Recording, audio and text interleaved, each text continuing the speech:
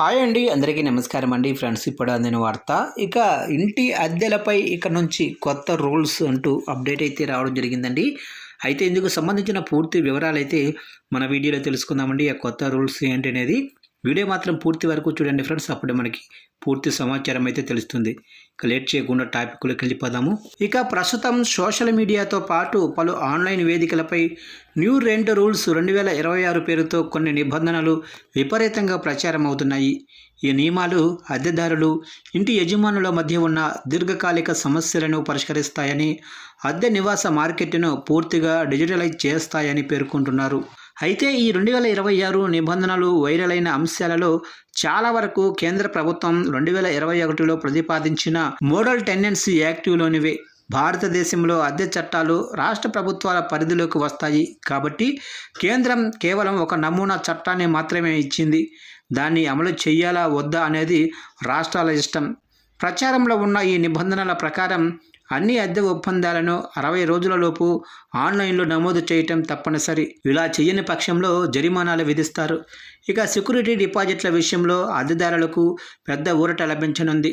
నివాస గృహాలకు కేవలం 2 నెలల అద్దెను మాత్రమే డిపాజిట్గా తీసుకోవాలని, వాణిజ్య అవసరాలకు 6 నెలల వరకు తీసుకోవచ్చని ఈ నిబంధనలు చెబుతున్నాయి. పెద్ద నగరాల్లో యజమానులు 10 నెలల వరకు డిపాజిట్ అడుగుతున్న తరుణంలో ఈ నిబంధన అద్దెదారులపై ఆర్థిక భారాన్ని గణనీయంగా తగ్గిస్తుంది. ఇక అద్దె పెంపు విషయంలో యజమానులకు కఠిన నిబంధనలు విధించారు. ఒప్పందం కుదిరిన 12 నెలల తర్వాతే అద్దె పెంచాలని, అది కూడా 90 రోజుల ముందే లిఖితపూర్వక నోటీసు ఇవ్వాలని నిబంధనలు చెబుతున్నాయి. అలాగే యజమాని తన ఇంటిని తనిఖీ చేయాలనుకుంటే అద్దెదారులకు కనీసం 24 గంటల ముందే నోటీసు ఇవ్వాలి. దీనివల్ల అద్దెదారుల గోప్యతకు భంగం కలగకూడదు.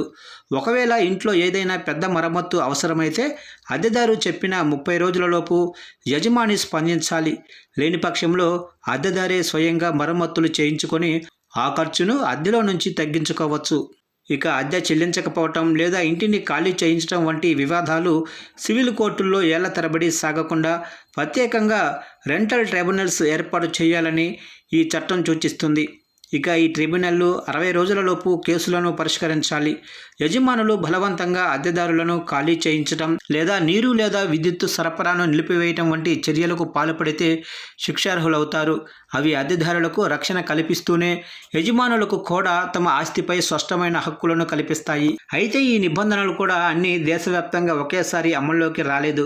అస్సాం, ఉత్తరప్రదేశ్, తమిళనాడు వంటి కొన్ని రాష్ట్రాలు ఇప్పటికే ఈ మోడల్ చట్టాన్ని అమలుకు అనుగుణంగా మార్చుకొని అమలు చేస్తున్నాయి.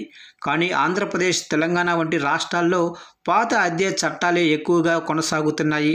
అలాగే ఆధార్ వివరాలను అద్దె ఒప్పందాలకు తప్పనిసరి చేయటం వంటి అంశాలపై కొన్ని గోప్యత ఆందోళనలు కూడా వ్యక్తమవుతున్నాయి. కాబట్టి ఆన్లైన్ ప్రచారాలను నమ్మి గందరగోళానికి గురికాకుండా మీ రాష్ట్రంలో ప్రస్తుతం అమల్లో ఉన్న అద్దె చట్టం ఏంటో తెలుసుకోవటం ముఖ్యం.